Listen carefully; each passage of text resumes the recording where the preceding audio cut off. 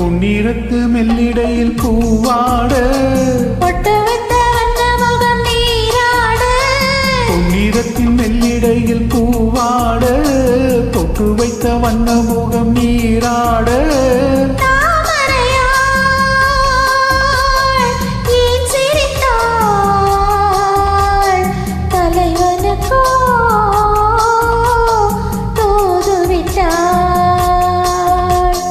இயற்கை என்னும் இளைய கனி ஏங்குகிறார் துணையை எண்ணி.